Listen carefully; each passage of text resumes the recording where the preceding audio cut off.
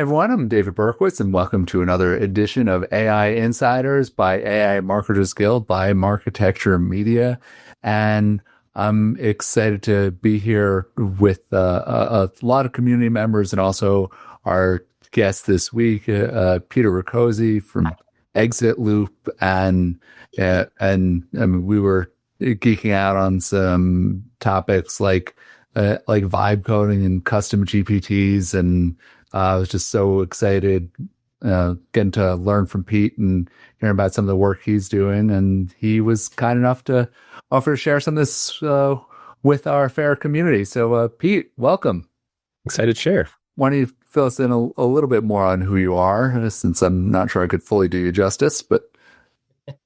Yeah. So I'm Pete Rakozy. I'm co-founder of ExitLoop. ExitLoop focuses on helping business owners get out of the day-to-day through AI automations and other trainings. And my background, I've been in marketing and operations for about the last 15 years.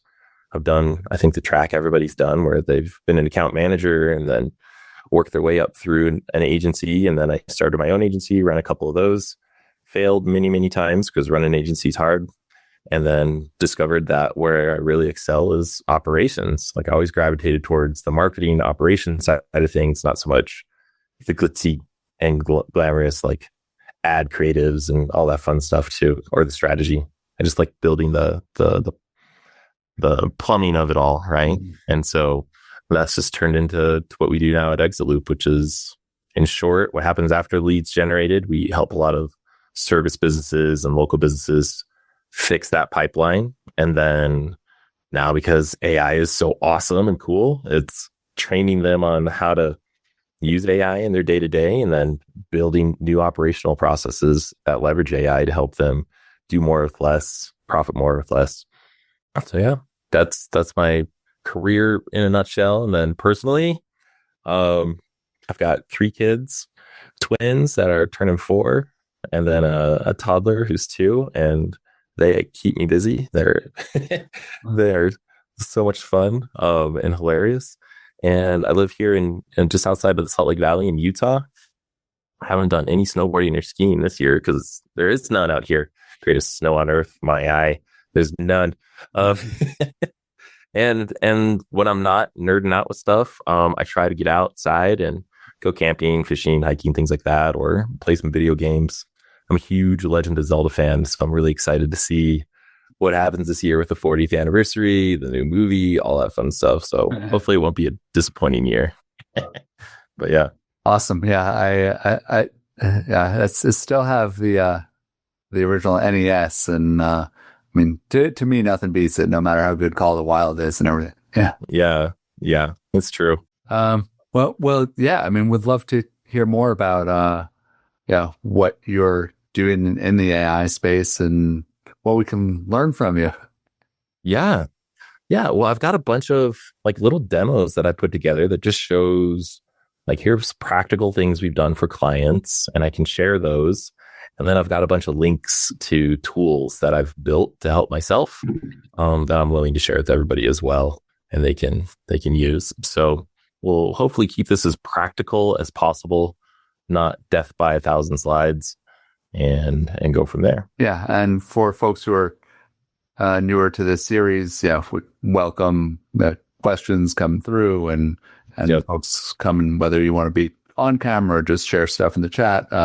But then, by all means, we can just keep this conversational. Sweet. Awesome. Well, I'll walk you through this. Yeah. Ask questions along the way.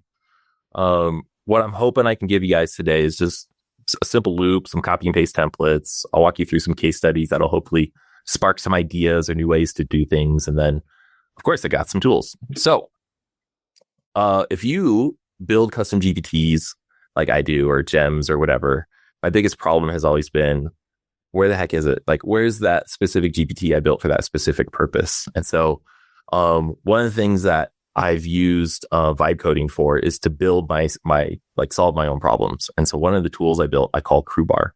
And it's a free tool. You guys can use it if you want.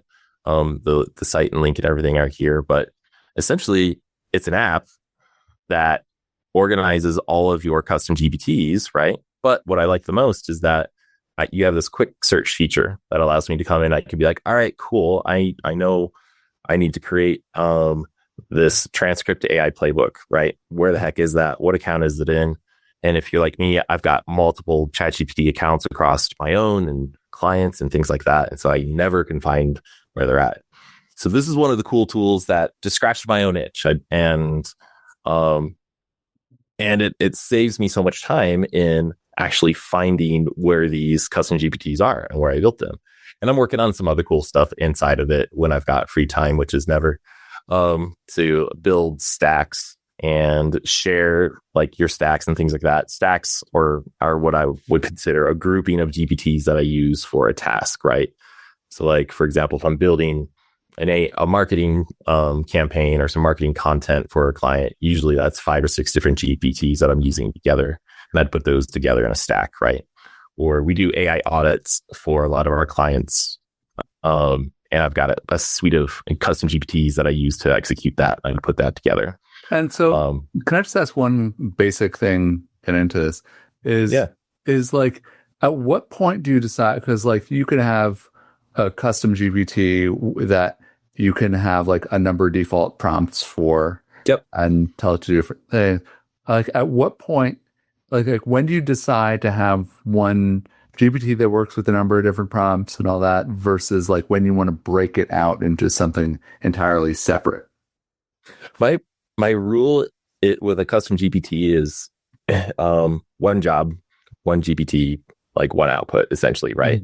So, and the reason for that is I've found if I've built like a Facebook marketing bot, for example, right, it'll be good at strategy, but then when I ask it to do specifics, like different type of post type or content types or things like that, I don't get as good as results as if I were to break it up into 3 different bots, like one for Facebook, one for Instagram, one for, the individual channel specifics like that. I found that the more specific I get with the actual task or job to be done, the higher quality outputs, less revisions, less hallucinations, things like that. And so that's just my default. I think of it in terms of an org chart too. Like if I were to build a team of people to do this, then I would have a social media manager, and then each of them would be a channel manager, generally speaking, right? And so I try to mirror my bot development structure accordingly. And then the other question I get sometimes on this is, well, why don't you just automate this all through like N8N or things like that? And usually it's because at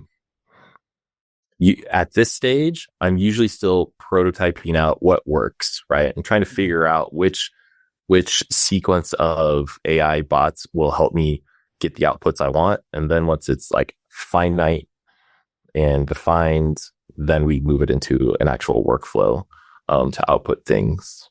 But yes, anyway, but this was simple. This took me maybe like an hour to put together. And it was one of those, like this sucks. I hate having to find all this.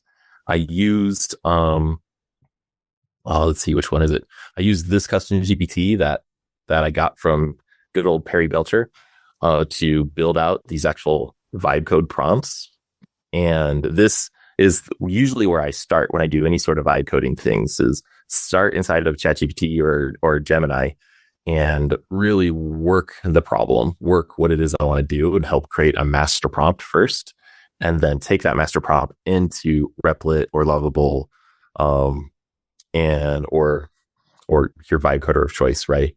And have it start with that. And then I find it's much more efficient at credit usage, but I also end up with a lot less junk code and broken stuff and things that happen just through thousands of iterations that typically come out of vibe coding bit by bit, right? And so that's one cool tool I don't want to leave you with. Quick and easy, something for you to think about. Like what else? Like what are things that you're doing? And this is the process that I follow, right? It's in creating these, what I would call growth assets. So I built that for me, but often when we're working with clients, they're like, we want to do this, or we want to use this software, but we only want this thing out of the software. We don't want to spend $10,000 a month for, say, HubSpot or whatever, because it's, out of their price range. They only want this one little thing. And so we'll say, oh, cool. Well, let's take that. Let's see if we can just extract that out. And that way you don't have to buy the whole software. You just build the part that you want, and build it the way exactly that you want. And I'd say probably 8 out of 10 times, you're able to do that using your vibe coding platform of choice, which is awesome, right? And so it starts with, that initial vibe master prompt, and then we take it into the interface and build that out. And then if needed, I'll connect the brain to it, which is usually something I've worked out in the custom GPT. The cool thing about like Replit's my favorite right now, but it's become the all-in-one. Like I don't have to go and daisy chain stuff from NNN or Zapier, all these. It handles most of the workflow stuff internally, and it's doing a pretty dang good job. And it's got built-in integrations for most of the LLMs as well, so I don't have to actually pull in my own API if I don't want to. And then I can build out the bot's brain inside of the vibe coding tool instead of having to pull it in outward from an external source, and then iterate and deliver, right? Super, super simple. So yeah, like we're talking about, one user, one job, one screen. That's really kind of my focus. And so, but yeah, this is vibe coding GPT, which I'll share with you all. Super, super, super, super useful. You just tell it the idea that you want and say, hey, help me build an app. And I can say, great, let's go ahead and work through it. And now it starts to give me like, here's the template you would use. I usually stop it and say, no, I don't need that. That's okay. Do you guys want to go ahead and test this out now? Anybody have an app idea they want to throw out and say, help me build this? Prompt customizer to save variables. Lets them fill them in.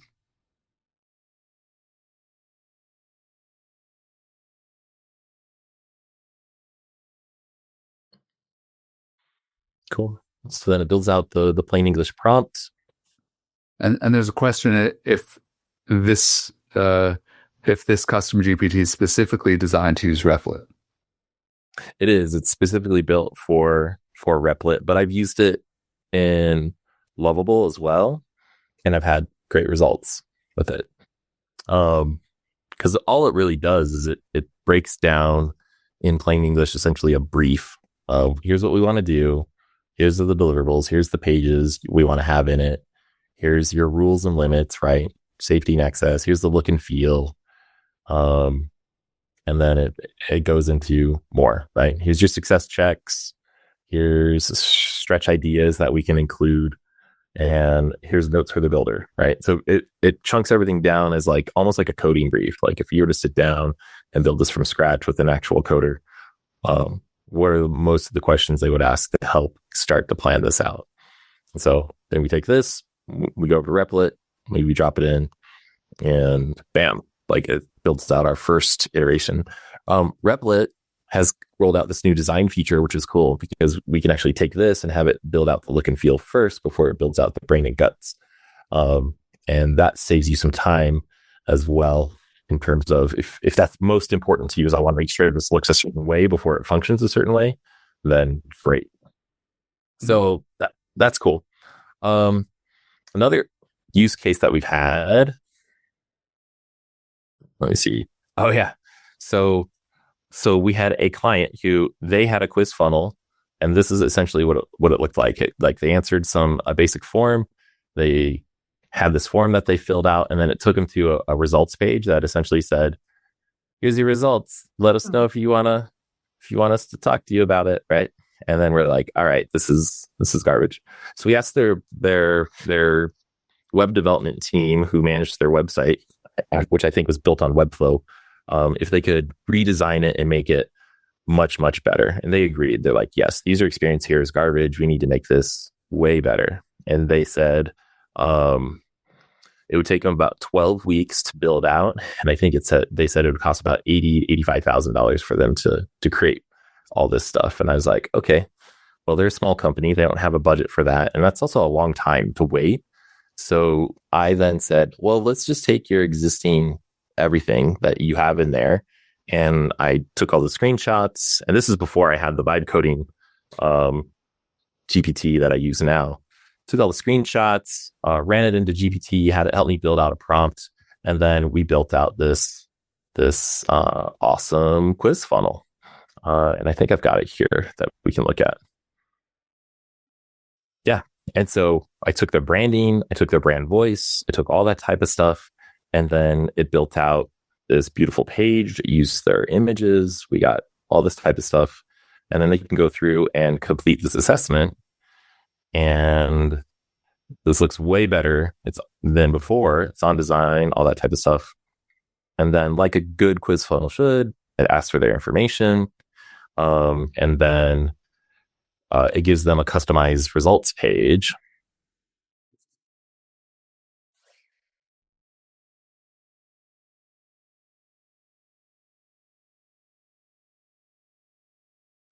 And this whole thing took me probably about 4 hours to put together.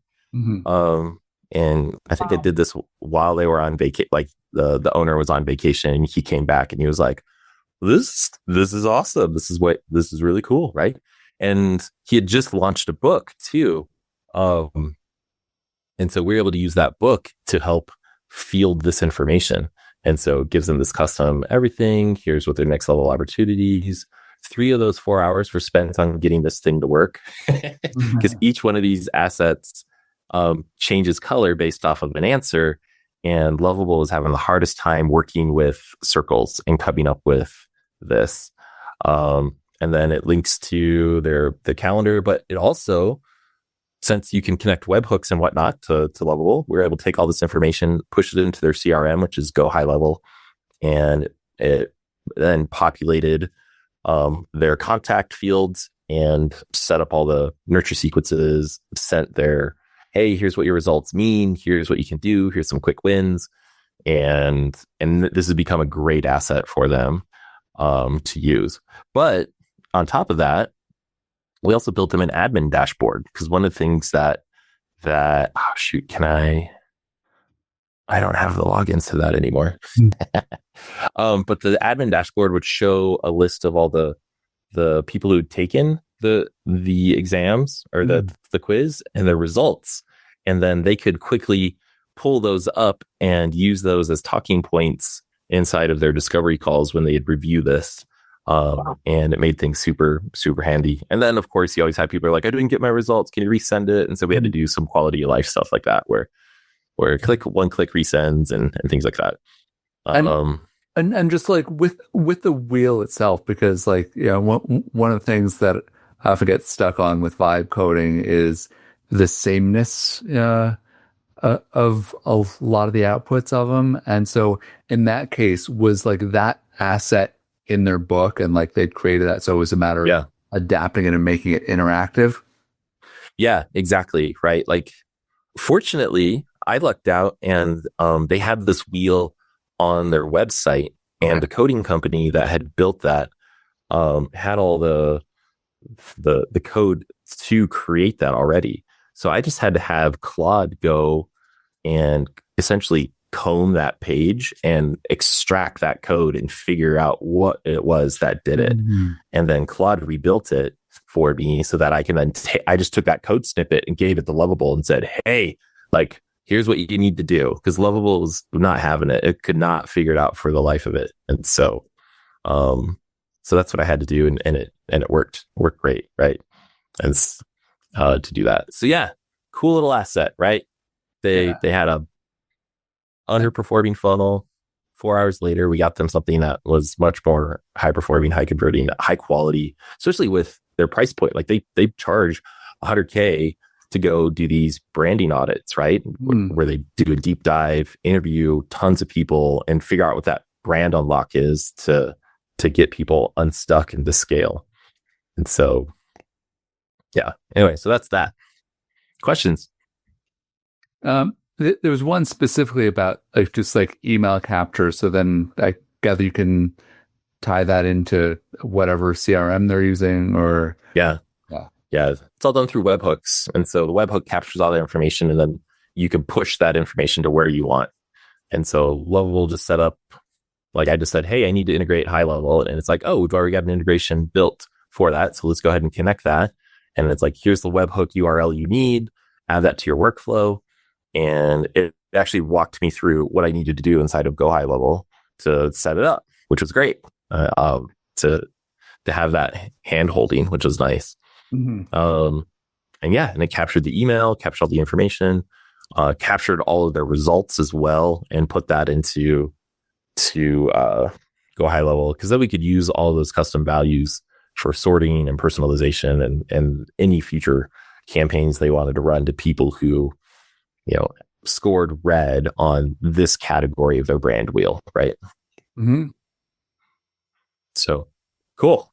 All right, so that's case study 1. Something that we did that was fun. Anyway,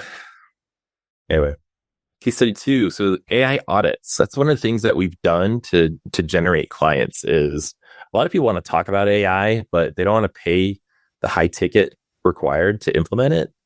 And so we came up with a process to do all these audits. And so we'll sit down and we'll do interviews. We'll record those with with Zoom or Google Meet. And then we take those transcripts, and those transcripts I'll then run through this not that one, this Vibe Audit GPT that I built. Essentially, one of the things I love about custom GPTs is that you can create the amalgamation of some of the brightest minds in the world around a topic. And so when it comes to like operations, like I can say, all right, you need to channel Peter Drucker or Eli Goldratt or any of these industry greats who have revolutionized operations and theory and all that type of stuff, right?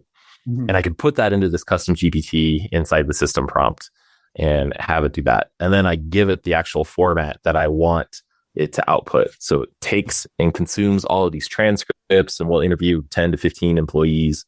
We'll drop it into here. It then gives me an output.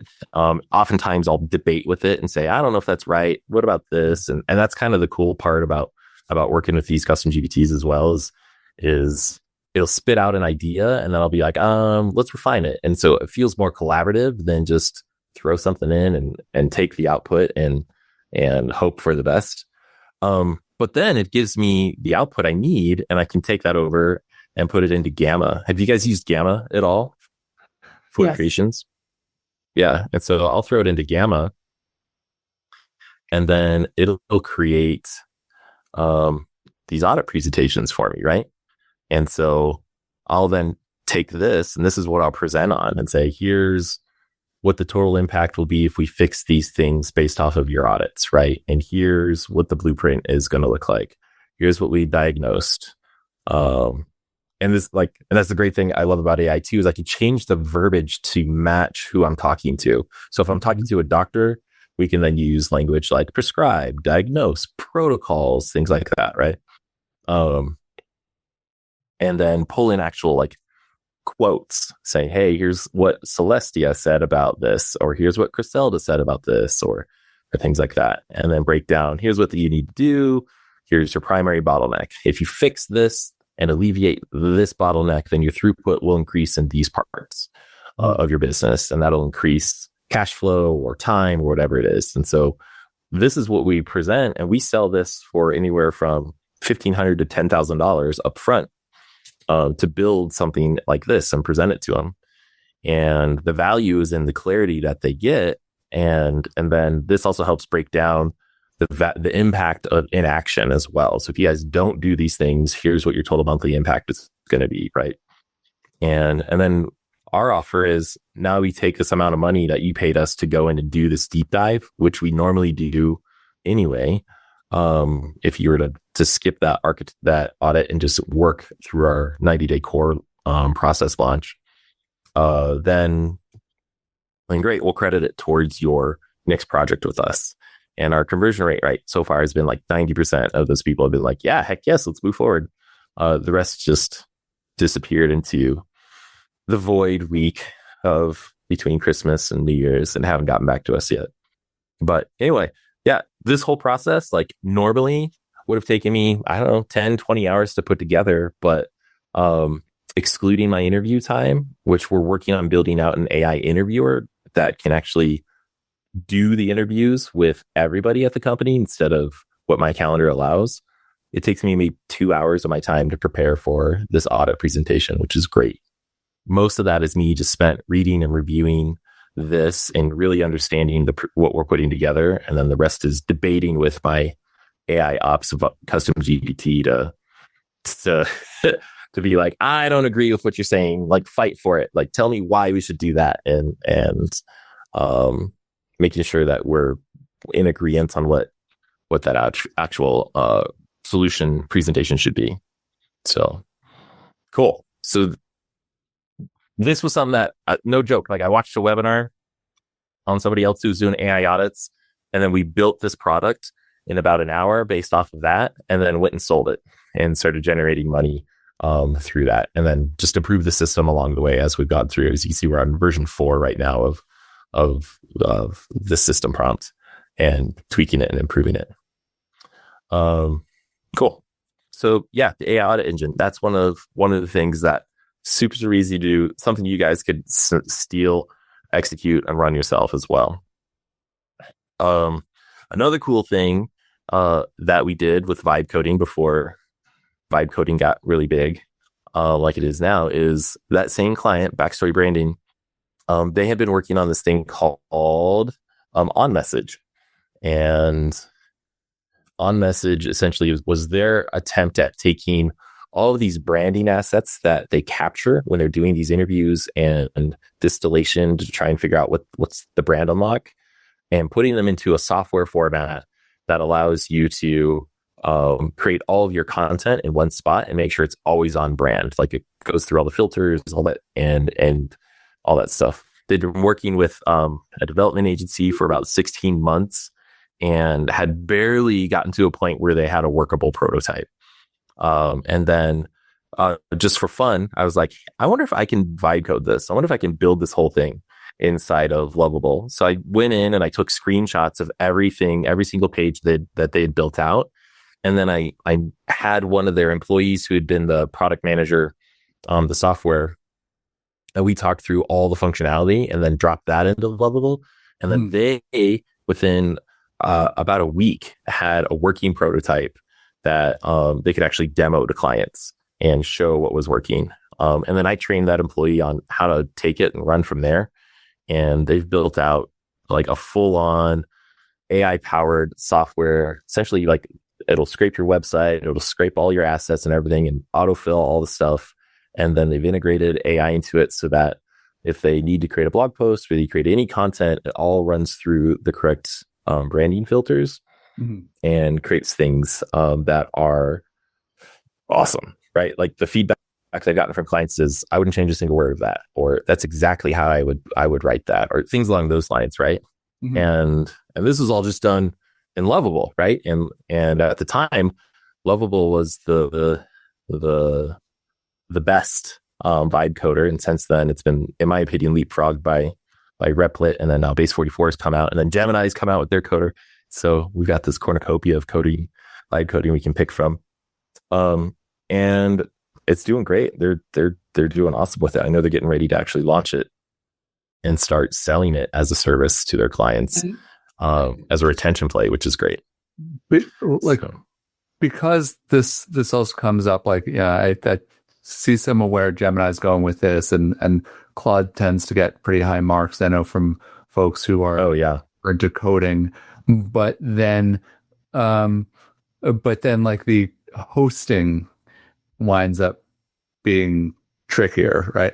Like for that, right? So, like, for things like that, then you still need to have typically like another hosting service, or like a vibe coding app, like a Lovable or Base 44 or something that will actually go and deploy it for you. Replit's got built-in hosting. Lovable, they've paired with Supabase, right? And Supabase does the hosting for them, and so they've made it really, both of those two have made it really easy to launch. Just connect a domain and you're good to go. But yeah, I see that as an opportunity for developers now. Like, I've got a buddy, he runs a company called PXP Coding, and he's had to pivot hard from doing what he was doing before, which was websites and Department of Defense contracts and all these types of things, to, he's essentially like, once you've vibe coded your app and now you need to make it a big boy app, like, he takes it from there and goes and fixes any problems, sets up the proper security, gets it ready to scale, makes updates to the code base so that it can then grow into something that's more mature. Because that's kind of the restraint or constraint we have right now with most vibe coding apps is that people still kind of have the opinion that this isn't real software. Almost is kind of the word I would say. Like, this isn't something that you can scale to 1 million users, right? Or 100 million users. Like, you actually need to take it and have. I'm not a coder, so I don't know what I'm talking about. I know that like you have to take it, and there's other things you have to do to actually make it secure and scalable, and it can handle the amount of users that are using it, that type of stuff, right? Which I don't know if Replit, Base 44, like they can actually handle that type of stuff out of the gate right now. Especially after, I think there was a, I don't know if you guys remember the app. It was like T or something like that. That was a big app that was completely vibe coded and lovable, but had no security in place, and so it all the user data, chats, everything like that got leaked as a result. Like, that didn't help to strengthen that argument that these are super, super secure and ready for millions of users. But anyway, yeah. So that's another cool thing that we built and go from there. So yeah, here's the tools that I'll share with you. And then I forgot about this one. One of the things that takes a while used to take a while to do is actually building your own custom GPTs, right? So after manually building my own custom GPTs, I built my own custom GPT builder, and it essentially walks me through the process of creating a very strong system prompt and associated files to attach. And what I'll do is I'll just sit and I'll brain dump. Here's all the things I need to do. Here's who I want to talk to. Here's what who I want it to channel, or here's the goal. Here's the purpose. And then it helps you really narrow in on here's what you need to do, or, oh, that's 3 different GPTs. Let's go ahead and create 3 system prompts for you and go from there. So it's super, super easy, right? To do that. You just come in, help me start from scratch, and then it'll start asking you questions to figure out what are the things it needs to know in order to help you start building this GPT from scratch, right? And so this has helped me save tons of time, especially when working with clients. Often they'll be like, we're stuck with this. And I'm like, that really isn't an automation. You just need a custom GPT to help you out with that. And so we'll take that transcript, I'll drop it in here from that call, and this will help me get the initial version 1 of the system prompt and built out in about 15 minutes. And then I'll give it to them to start testing and using right away. And usually they're like, aha, this is amazing. This is super helpful. What are the questions? Yeah, what are the questions we have from... Hey, Pete, this is Earl. Just want to say thank you so much for sharing all the different ways you've applied custom GPTs. It actually ties into my approach to how I handle AI. I have a question with, I guess, the ChatGPT 5.2. Have you been using the speaking function? Because I think I've been finding a lot of success teaching clients how to talk to AI who are not comfortable typing or really self-conscious about the prompt or context engineering. So I used the voice chat back and forth a ton when it was 4.0. And then after 4.0, for whatever reason, it seemed to get dumber and worse. I haven't used it since 5 or 5 at all. Mainly because I'll use just the dictate function a lot and just talk to it, or I'll use a tool like Whisperflow to brain dump everything into it, because it's got a much longer and faster transcription speed, in my opinion.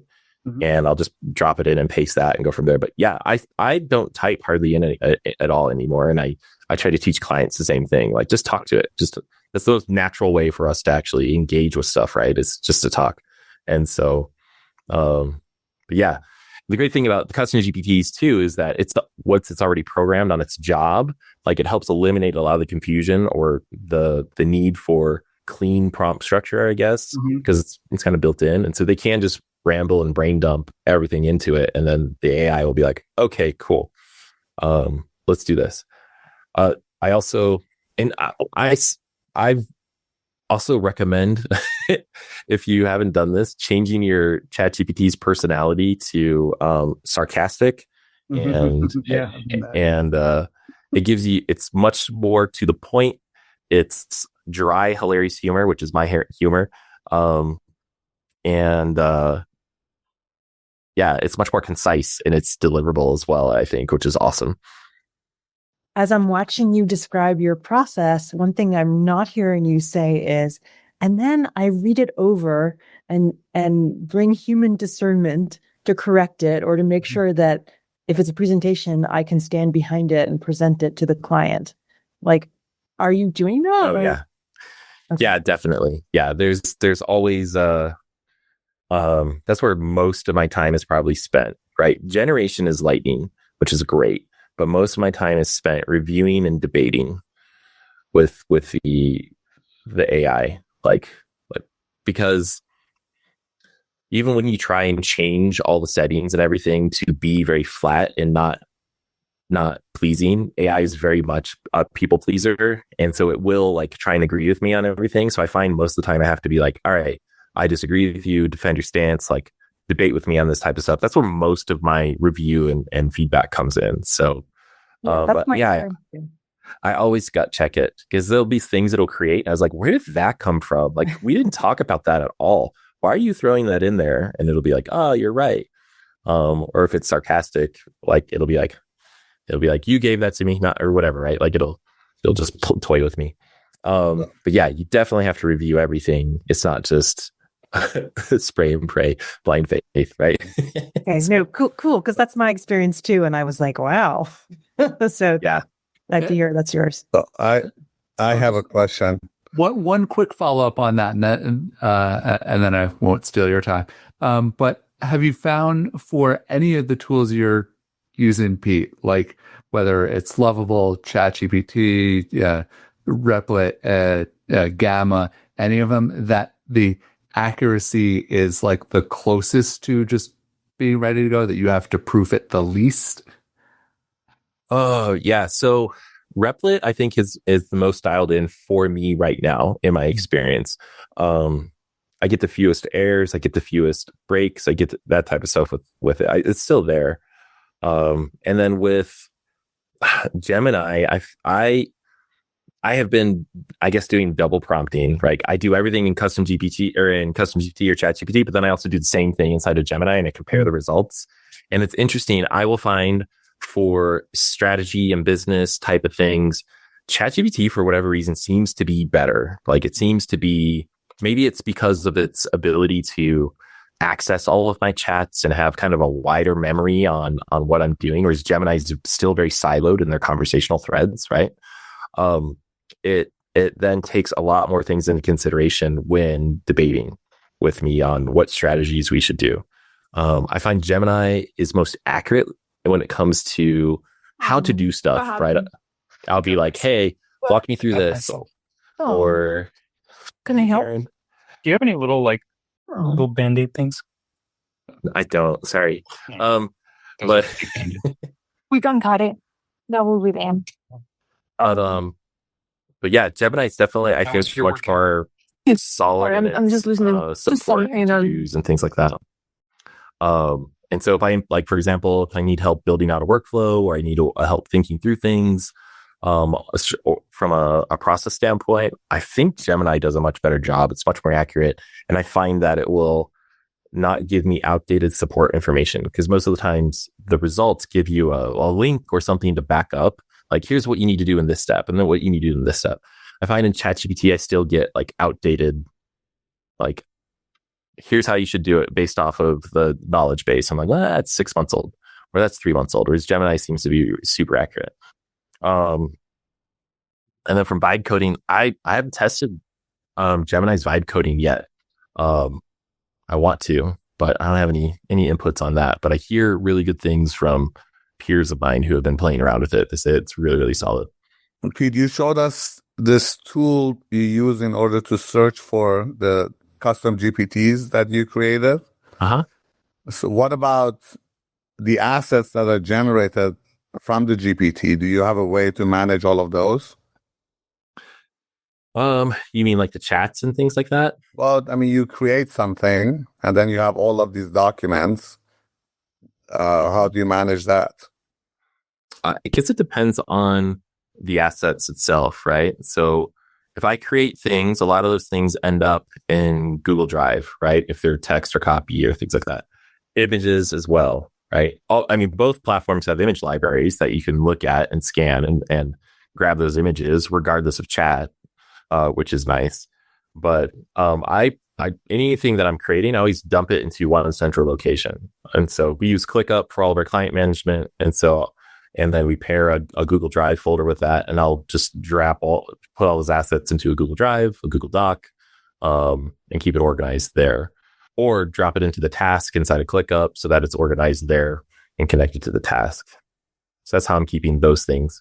Are there specific types of assets you're No, I'm just wondering because I have a tool for that. So I was wondering because that's a problem, right? I mean, you create a lot of different assets. Some of them you want to keep. I call it the endless scroll on the ChatGPT. Yep. After a while, how do you keep track of anything? So, I have a tool that is hooked to you can create custom GPTs. Everything that you do in GPT or any application creates a unique link. And those links you can save. And I actually have a custom GPT that allows you to summarize the description. For example, for my GPTs, I say, give me a summary and list all of the questions I asked in the process so that when I go to look at it, I can very quickly find out what that whole conversation was about. Cool. You should share that. I asked to get connected to you on LinkedIn. I'll share that with you there. Awesome. I'm in the Slack group as well. You can always find me there and drop stuff too. Yeah, with CrewBar, right? My thing was I wanted to make it as automatic as possible.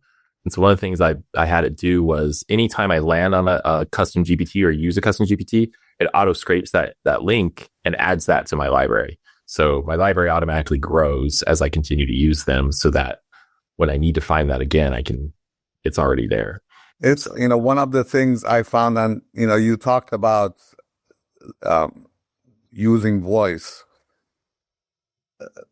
At least for me, this is a truth in that if I don't capture why I'm doing something in the moment, and then I go back to it a couple of days later or even a couple of hours later, I may not exactly remember. So I have trained myself to immediately record and organize information in real time. So later when I access it, I remember what it was for, or even if I go, it's always a source of discovery. I find that if you don't go through that process, then you will lose something in the process. Yeah. So, sounds like some of those principles. Have you read the book Building a Second Brain by what's his name? Tiago Forte. Yeah, Tiago Forte. Yeah, I mean that's what I've been working on that stuff for 20 years. So that's yeah, that's awesome. I resonate with what he says. Other questions? I was wondering, and thank you for your presentation. When you vibe code on Replit, for example, like the example where you had it email over a report, how do you pull that all together where you're vibe coding the concept, but then also wanted to execute the actual, whatever function? Like the delivery of it? Yeah. Honestly, Replit does most of the heavy lifting for me. So I tell it what I want to do, and then it'll say, here's some options. And it'll be like, connect this app, which is an integration we already have inside of Replit. It'll tell me what integrations are. And it's like, so go create an account and then log in here or give me your API keys. And then it takes care of it from there. Or it also depends on the client. Like if they're using high level as their CRM or whatever, most of those have a way for you to push information into it via like a webhook. And so we just have to set up a capture mechanism inside of the CRM in order to capture that information. And once we have that, we just give that to Replit. Replit's like, great, let me do my thing. And it does whatever it does to make sure that information goes. And then the cool thing is it also will send test data for me automatically, so I can really work things out. I don't have to do actual triggers. I don't have to complete that quiz, for example, 20 times. I can just be like, hey, Lovable, or hey, Replit, like send mock data now, and it will. And then I can test it out on the workflow side of Go High Level. I see. Thanks a lot. Mm-hmm. One other question about CrewBar. When you create a stack, what exactly happens? Like if you, like, will it automatically flow the content through, or do you still have to go like step by step in your stack? I would love for it to do that. No, right now it's more of a one-click open. It's kind of like when you need to open 5 tabs, like group tabs inside of Chrome. You can one click, it'll open all of them. It's like that. Like I want to open all 5 of these custom GPTs at once, and it'll do that for me, right? And go from there. I'm still like I said, my process is kind of manual before I automate. Usually if I'm working with a team of custom GPTs like that, it's a lot of copy and paste from one into the next. I play orchestrator, right? And then that generates and does its tasks and then passes it on to the next. The reason I usually don't automate them until that copy and paste is perfect, meaning I don't have to correct what's happening in that custom GPT. I don't have to tell it to fix this or do that or whatever. Hey, quick question. Do you know that you can share them? You have them in the same conversation? Yeah, I do that a lot too, where you do the @ and you bring them in. Yes. Yep. Yeah. Okay. So limit the copy and pasting, because I've ran into that issue as well. Yeah. So I'll do that. Like for one client, like they wanted me to help out with their marketing, even though that's not our focus anymore. And I said, sure, I'll fill in the gap until you find your new director of marketing. And that was the thing, that we built a director of marketing for this functional medicine clinic. That was the custom GPT. But then I'd bring in these, doing what you're talking about, bringing in these other project manager. I call them platform specialists, whether it's I'm analytics, so a GA4, Google Tag Manager, but all their experts on their different platforms. And I bring them in to get their literal counsel and feedback in the same conversation. Yeah, it's awesome. Yeah, exactly. No, that went away for a while. It just came back. After 5.2. Yeah, I was so sad when it went away because I'm like, this sucks. This just made everything so much harder. But yeah, that's really simplified the process of creating content, because you keep it, one stream or one conversation, and then I just bring them in and boot them out as needed, right? Yep. So perfect. Any other questions? Yeah, I had another question. Sorry. Go for it. Yeah. How do you find new clients? Like, how do you pitch this to new, as a service? Yeah, great question. We have been lucky in that we have a sister company called Wealth Factory. And so ExitLoop was a little side project inside of Wealth Factory that me and a buddy created. And then we spun off with the owner's blessing, who actually became one of our business partners. And so we get loads of referrals from them, because they're coaches. They each have about 200 clients each. They're all business owners. And so the coaches will then recommend that they meet with us. And we don't do a sales call with them. We do an AI discovery. And I just essentially sit down, chat with them. They tell me about their business. And then in real time, I'm taking that transcript or call into ChatGPT and saying, give me some ideas. And then I'll give them 3 to 5 ideas. And then I take that transcript, and I have another custom GPT that actually takes the transcript and turns it into a 12-month AI implementation plan. It's very high level, right? It's just like a webinar. You tell them what to do, not how to do it. And so it tells them what they need to do each month and the estimated time savings. And then I throw that into Gamma, and then Gamma creates a beautiful presentation. And then I send that to them. And that usually converts, I think, out of 100 meetings we have 20 that convert into sales opportunities. And then from that, half of them aren't a good fit because they're too small, right? They're sub $1 million or something like that. And so that's what we're doing right now to get clients. But then we've also started looking into partnerships. And so partnering with VC firms or things like that, people who are interested in fixing the operations of the company to increase its multiple, so that when they go to exit, they can actually sell it for more.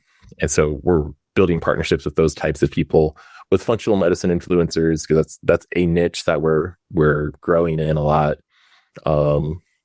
Things like that, because they're tight knit communities.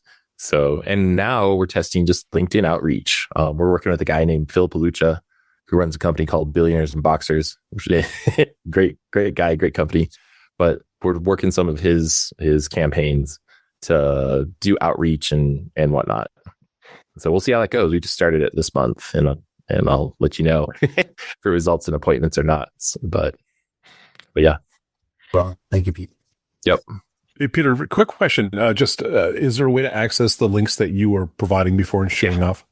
Yeah. I'll share this whole Gamma slide with you guys, and I've got all the links in there, and everything's available and free. Like, you can access it all, add it to your own accounts. You're good to go. This is way advanced for my knowledge of chat. I thought I'd learn about custom chat GPTs, but like just hearing about how the use cases are pretty amazing. And the way that you're able to like screen, do interviews, across many people, and all the other use cases. I have something a little bit maybe simpler, but building an interactive mobile gaming app, and like ChatGPT or Gemini has been like guiding me along in terms of like what to charge and stuff like that. I guess that's something I'll connect with you. I guess I'll connect with you afterwards. Yeah. Because I'd love to see, like, it did say, for the first phase, you're better off building part of it yourself. Mm-hmm. But what size companies do you work with? Yeah, we work with 1 to 10 million. That's our sweet spot. Those are they're usually local businesses, right? So service industries, clinics, things like that. And they generally are about 3 to 5 million in size. That's our sweet spot that we like to work with. They have enough employees to have enough problems for us to solve. Is what it is, right? And cash flow isn't as big of an issue for them too. So when we hit them with a 10K audit, they're like, okay. Or a 5K a month retainer, they're like, we see the value, right? Versus somebody who's sub $1 million is like, oh, that's my child's college fund, things like that. Right. So. Right. Okay. Very cool. Thank you so much. Yeah, we're at time. Thanks everyone for coming. Pete, this has been great. It's so cool getting in the weeds and getting to see some of the kinds of things we hear a lot of people talk about, but don't always get this kind of candor. So I learned a ton. I'm happy to share any of the links and references with everyone who not just attended live today, but folks in the community. I'm glad you're part of the community as well, and folks know where to pester you for some follow-up tips and things like that. But this is awesome. Like, this is big reason, why we do all this, just to be able to geek out with each other and learn how to do a lot of things better. So, thank you. Thanks everyone, as always, for great questions. Got some fun guests. We'll talk more about the out-of-home space next week with Barry Fry from DPAA, and we've got a lot of great guests coming. So thanks everyone. Happy New Year, and excited to see you way more this year.